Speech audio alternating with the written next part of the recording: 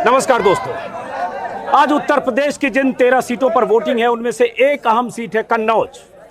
और कन्नौज में आज हैं अखिलेश यादव, क्योंकि अखिलेश यादव कन्नौज की सीट पर एक बार फिर ताल ठोकने आ गए। उसी कन्नौज की सीट पर जहां से पहले सांसद रहे खुद अखिलेश यादव, मुलायम सिंह यादव, डिंपल यादव। लेकिन 2019 के चुनाव ने नतीजा बदला, सुब्रत पाठक ने इस सीट पर कब्जा किया। लेकिन इस बार अखिलेश यादव खुद मैदान में है। लेकिन आज अखिलेश जी अचानक, पहले तो ये बताइए जगह क्या है? ये फॉरेंसिक लैब है। ये समाजवादी सरकार में फॉरेंसिक लैब बनी थी और ये एक मॉडल फॉरेंसिक लैब है जो क्राइम कंट्रोल और पुलिस के लिए सहयोग करती।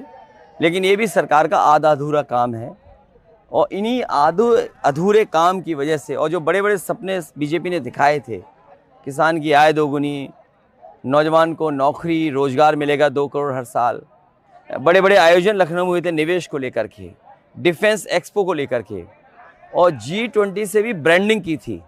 लेकिन जब जनता देखती है 10 साल दिल्ली की सरकार के और 7 साल उत्तर प्रदेश की सरकार के, तो उन्हें महसूस होता है कि हर बात बीजेपी की झूठी निकली, उनका हर वादा झूठा निकला।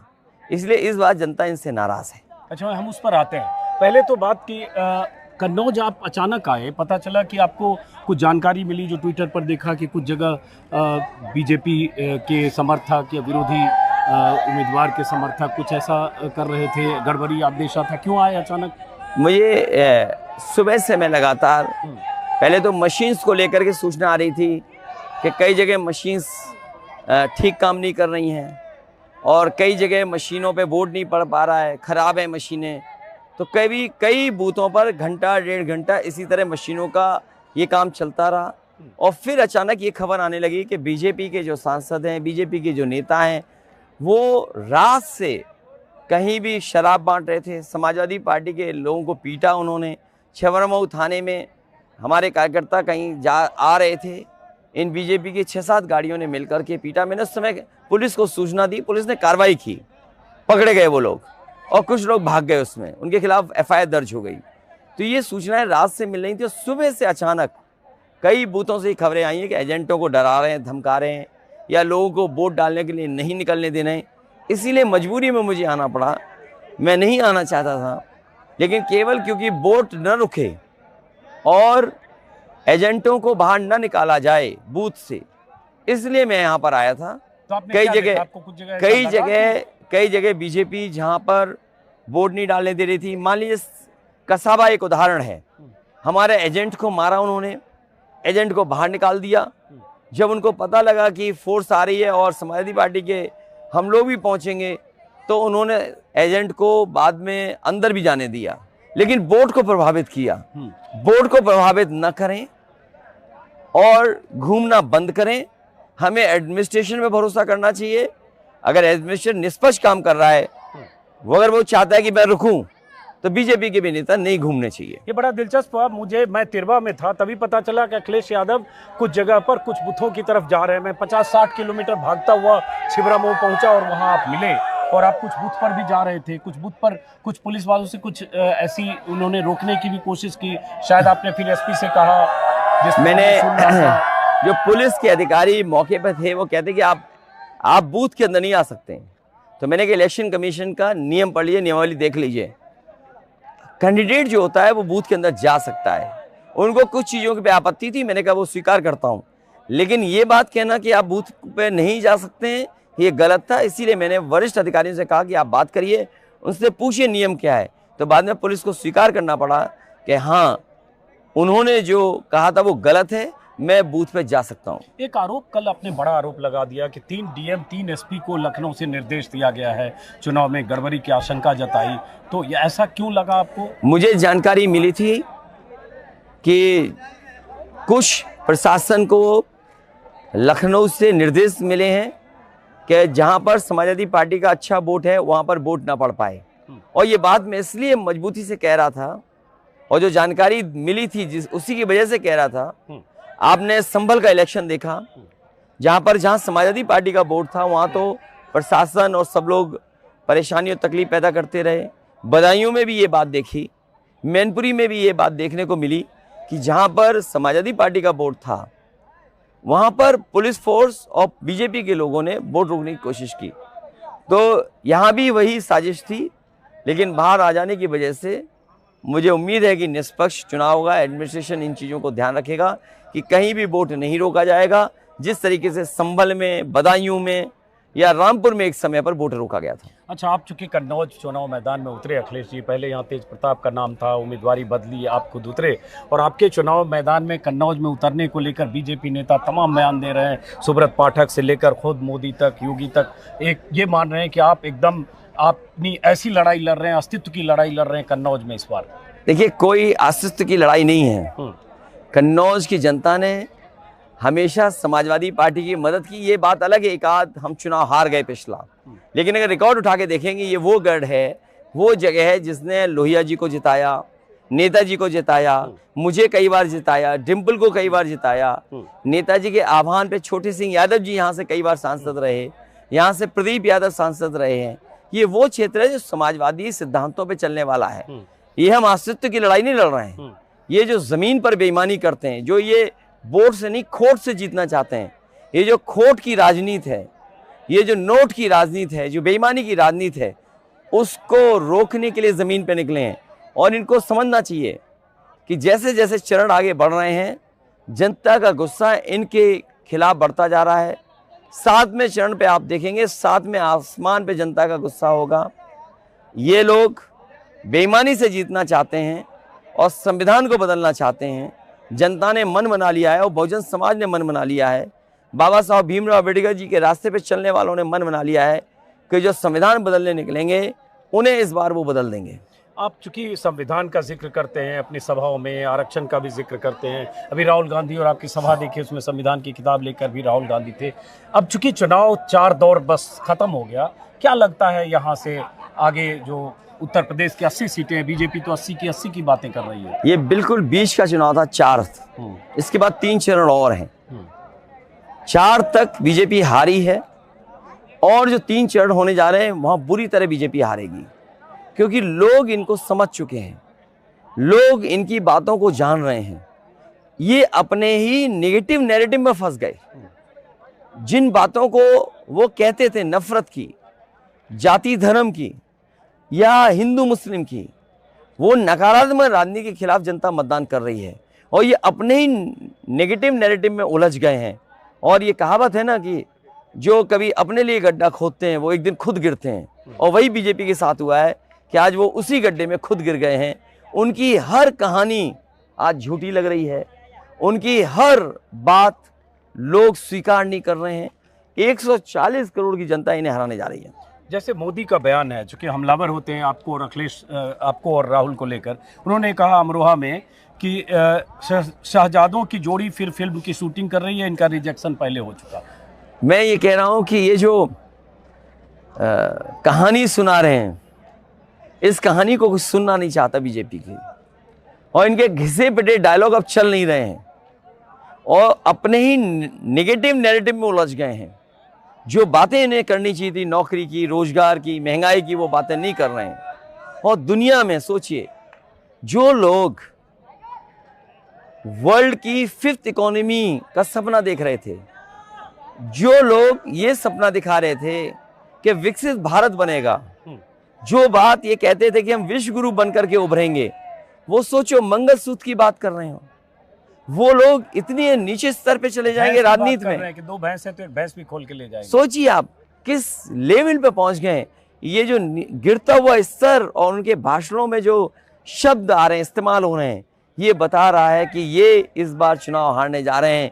और यूपी के लोगों ने अगर इनका कभी स्वागत अच्छा किया है, तो इस बार ढोल नगाड़े से और ढोलक से इनकी विदाई भी बहुत अच्छी करेंगे। जितनी सभाएं हो रही है, क्योंकि वो सवाल मुझे पूछना पड़ेगा प्रधानमंत्री की, योगी के, वो आप पर आरोप लगता है कि परिवारवादी पार्टी है, भ्रष्टाचार में आकंठ डूबे हैं, इसलिए ये लोग यूपी का भला नहीं कर सकते। ये जितने भी एग्जेम्पलरी काम हैं, प्रधानमंत्री जी उस सड़क पर उतरे थे हरकुलिस विमान को लेकर के, जो समाजवादियों की डिजाइन, जो समाजवादियों की बनाई थी। यही है शायद यही एक्सप्रेसवे जिस पे उतरे थे। और जहां तक परिवारवाद की सवाल है, तो बीजेपी के लोग अब कसम खाएं कि टिकट तो सब परिवार वालों को दे दी उन्होंने, टिकट तो सब परिवार वालों को दे दी। आज के बाद कसम खाएं कि किसी परिवार वाले से टिकट या वोट नहीं मांगेंगे। और ये लोग क्योंकि परिवार को नहीं समझते इसलिए महंगाई नहीं समझते। ये महंगाई समझते होते तो इन्हें कम से कम पता लगता कि परिवार क्या क्या फेस करता है। जो नौजवान की परीक्षा रद्द हो गई, पेपर लीक हो गया, क्योंकि ये परिवार का दुख सुख, उनकी परेशानी को नहीं समझ रहे हैं, इसीलिए ये परिवार वालों के खिलाफ हैं। मैं सभी परिवार वालों से कहूंगा कि इन भारतीय जनता पार्टी के लोगों के खिलाफ वोट डालें। आप चूंकि अब चुनाव 4 दौर हो चुका है, 80 सीटें हैं, वो तो 80 की 80 कह रहे हैं। आप आज कहने की स्थिति में है अखिलेश जी की 80 में से हम इतनी सीटें जीत लेंगे, क्योंकि आपने एक गठबंधन बनाया। एक सीट पर हम लोग लड़ाई में हैं, बाकी सब सीटें इंडिया गठबंधन जीत रहा है। कौन सी सीट है? वो क्योटो है। अच्छा, क्योटो, बनारस, काशी। काशी। अच्छा, तो ये देखिए, ये इनके समर्थक हैं सामने, और चूंकि अखिलेश जी यहाँ आए हैं तो बहुत सारे यहाँ समर्थक वहाँ सामने दीवार पर वहाँ सामने खड़े हैं समर्थक। अब बहुत मुश्किल से पकड़ में अखिलेश जी। अब ये बताइए, जैसे आप इतना घूम रहे हो, बहुत सारे मुद्दे जो आप उठा रहे हैं, महंगाई, बेरोजगारी, उनका मुद्दा धार्मिक ध्रुवीकरण का है। आपने जिक्र किया मुसलमान का, हिंदू मुस्लिम, मंगलसूत्र, गाय भैंस, मछली मटन सब कुछ आ गया। आपको क्या लग रहा है कि जनता उनके मुद्दे को कैरी कर रही है, या वाकई ये चुनाव महंगाई और बेरोजगारी पर हो रहा है? जो सत्य के रास्ते पे नहीं चलेगा वो सबसे बड़ा अधर्मी होगा। मेरा यही मानना है कि जो सत्य के रास्ते पे नहीं है वो अधर्मी है। जो जनता को खुशी नहीं दे सकता वो धर्म का रास्ता क्या। और फिर जो बार बार उसी मुद्दे पे घुमा फिरा के ले जा रहे हैं, इसीलिए मैंने कहा इनका जो ये नेगेटिव नैरेटिव है ये उसी में उलझ गए हैं, उससे बाहर नहीं आ पा रहे हैं। जो दूसरों के लिए गड्ढा खोदते थे आज वो खुद गिर गए उसके अंदर। एक सवाल मैंने पूछा कि आप ये कहेंगे, जैसे वो दावा करें, तो आपने कहा एक, लेकिन ये तो 79 बहुत ज्यादा हो गया। देखिए, हमारी जो लड़ाई इंडिया गठबंधन की थी, 79 में इतना अच्छा समीकरण बनाया है, जीतने को हम कितनी सीटें जीतेंगे वो तो परिणाम के बाद आएगा। लेकिन आज हमें भरोसा है, उधर की तस्वीर दिखाई, आज हमें भरोसा है कि हम 79 सीटें जीतने जा रहे हैं। आज हमें भरोसा है, क्योंकि जो वोट पड़ा है, जो माहौल देखा, जो मुद्दे हैं। लेकिन कल रिजल्ट क्या आएगा ये हमें नहीं पता। दावा तो किया ही जा सकता है कि 79 पर कभी किसी ने जीता नहीं। अब बीजेपी कह रही है हम सब जीत जाएंगे, 80 400 पार, इसलिए उन्हें पार कर दिया। इस बार जनता ने पार कर दिया और संविधान के सवाल पे आर पार की बात लड़ाई हो गई। बीजेपी 400 पार और यूपी में 80 कह रही है। तो इसीलिए मैं कह रहा हूँ ना कि ये कहा जा सकता है, लेकिन ये सच्चाई नहीं है। अब ये बताइए ईमानदारी से, कन्नौज को लेकर कुछ धड़कन बढ़ी है आपकी? क्योंकि कन्नौज आप ही से सुनना चाहूँ, बस खत्म कर रहा हूँ। देखिए, आशीष पीछे से जल्दी कर रहे हैं, हम जल्दी करते हैं क्योंकि अखिलेश जी को कहीं जाना भी है। हाँ। जो लगाव आपको अपने क्षेत्र से होता है और जिस तरह का आपको अपने क्षेत्र में जुड़ाव महसूस होता है, वो एक रिश्ता बन जाता है। ये वो कन्नौज क्षेत्र है जहाँ मैं पहला चुनाव लड़ा था, और नेताजी ने जब पहला भाषण दिया था 2000 में, तो मुझसे उन्होंने ये कहा और जनता से अपील की थी उस समय कि मैं आपको अपना बेटा देना, उसको नेता बना देना। उसके बाद से लगातार यहाँ की जनता ने मेरी मदद की, सहयोग दिया। मोहम्मद आजम खान साहब ने कहा था कि सुल्तान बना देना, तो वो जनता ने हमेशा जिताया। और कन्नौज को जो रिश्ता बनाया है समाजवादियों ने, डॉक्टर राम मनोहर लोहिया 67 में लोहिया, उन्होंने जब एक बार कहा कि जब वो विधुना से जीत के गए और कन्नौज से जीत गए कुछ कम वोटों से, तो उन्होंने यहीं के लोगों पर कहा, और नेताजी अक्सर कोट करते थे कि मुझे यहाँ के लोगों ने डूबते डूबते बचा लिया। तो ये जो एक रिश्ता है कन्नौज से, समाजवादी भावनात्मक शुरुआती रिश्ता, जहाँ पे हम लोग सीखे और आगे बढ़ना सीखा, इसी क्षेत्र ने हमें ऊंचाइयों तक पहुंचाया। तो ऐसे क्षेत्र से तो रिश्ता होता ही है। और फिर क्योंकि पहचान कन्नौज से समाजवादियों की है और कन्नौज समाजवादियों का गढ़ माना जाता है, इसलिए बीजेपी हर ताकत लगाना चाहती है। पुलिस देखो आप, पैसा देखो आप, रात भर शराब बांट रहे थे बीजेपी के लोग, हम लोग शिकायत कर रहे थे, लोगों को जगाया हमने, हमारे कार्यकर्ताओं को सर फोड़ा, पीटा उन्हें, सुबह भी बूथों पे लगा। सोचो कितनी बड़ी लड़ाई लड़ रहे हैं। एडमिनिस्ट्रेशन उनके साथ, दिल्ली की सरकार उनके साथ, यूपी की सरकार उनके साथ, पुलिस उनके साथ, लेकिन उसके बावजूद भी जनता झुकी नहीं, जनता वोट डाल रही है। अब एक सवाल, आपने कहा समाजवादियों का गढ़ कन्नौज रहा, इसमें कोई शक नहीं है। 21 साल तक लगातार मुलायम सिंह जी जीते, आप जीते, डिम्पल जी जीती, हर उपचुनाव में भी, बीच में भी। क्या चूक हुई 2019 में, इसको कैसे एनालाइज करते हैं? देखिए 2019 का, समाजवादियों के गढ़ में बीजेपी ने हरा 2019 का हमारा चुनाव गठबंधन का था, और हमारे संगठन और हमसे जो गलती हुई कि हम लोगों ने बहुत करीब से ध्यान नहीं दिया, लेकिन इस चुनाव में हम लोगों ने गांव और अपने कार्यकर्ताओं को एक्टिव किया, और उसका परिणाम ये है कि आज समाजवादी पार्टी हर बूथ पे लड़ाई लड़ रही है। तो जब एक समय था कि 19 में हम कई बूथ चूक गए थे, जबकि 2019 में सपा बसपा गठबंधन था। इस बार बहुजन समाज के लोग, डॉक्टर राम मनोहर जी के रास्ते पे चलने वाले लोग, बाबा साहब भीमराव अम्बेडकर जी को भगवान मानने वाले लोग, संविधान बचाने के लिए भारतीय जनता पार्टी को हराने जा रहे हैं। अब आखिरी सवाल, चूंकि देखिए इनके बहुत सारे समर्थक जुट गए, आखिरी सवाल कन्नौज पर, चूंकि आपके सामने जो बीजेपी के सिटिंग सांसद हैं सुब्रत पाठक, उनका एक बयान है कि अखिलेश यादव प्रतिशोध के लिए, बदले के लिए लड़ रहे हैं। चूंकि हमने डिम्पल यादव को हराया, इसलिए अखिलेश यादव खुद प्रतिशोध के लिए आ गए। तो इसमें क्या गलती, क्या नाराजगी हो सकती है? अगर आपने चुनाव, हम नहीं जीत पाए और चुनाव जीतने के लिए मैदान में है, तो क्या गलत है लोकतंत्र में?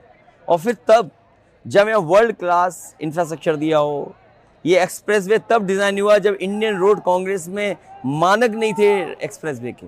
इस एक्सप्रेसवे के आसपास किसानों को सुविधा देने के लिए मंडी है, बिजली का भी काम हुआ है, यहाँ मेडिकल कॉलेज बना, यहाँ कार्डियोलॉजी डिपार्टमेंट बना, यहाँ कैंसर के बनाया, पैरामेडिकल बनाया। तो कन्नौज से हमारा लगाव है, इसीलिए तो बना रहे। साल में कुछ किया कि नहीं? उन्होंने यहाँ सब उजाड़ दिया, सब बेकार कर दिया। इन्होंने डबल इंजन की सरकार ने कोई यहाँ पर काम नहीं किया, और ये 5 साल में ये इंजन नहीं, ये खटारा इंजन साबित हुए। ये ऐसे खटारा इंजन साबित हुए कि जनता इनको देखना नहीं चाहती है। इन्होंने शाक्य समाज, उनके भगवान बुद्ध को, उनकी मूर्ति लगी थी, उसको हटवा दिया। लोधी राजपूत समाज को इन्होंने कहा कि हमने पैसे से वोट खरीदा था। वीरांगना अवंतीबाई का अपमान किया इन्होंने। पाल समाज के एक नेता को इन्होंने गाली गलौज और धमकी दी। पुलिस को इन्होंने पीटा, तहसील को इन्होंने पीटा। सरकार इनकी नहीं होती, मैं आपसे कह रहा हूं, सरकार इनकी नहीं होती। जिस तरह की धाराएं थी, पुलिस को पीटने पे, दरोगा को पीटने में इनकी सदस्यता चली जाती है। सुब्रत पाठक की बात कर रहे हैं, क्योंकि सरकार थी इसलिए सदस्यता बच गई, नहीं तो ये कार्यकाल अपना पूरा ही नहीं कर पाते। चलिए, बहुत बहुत शुक्रिया अखिलेश जी। चूंकि वक्त कम है, सवाल बहुत है अखिलेश यादव से, लेकिन यहाँ कम वक्त में बहुत सारे चैनल वाले भी हैं, जितनी भी फास्ट में इतना स्लो।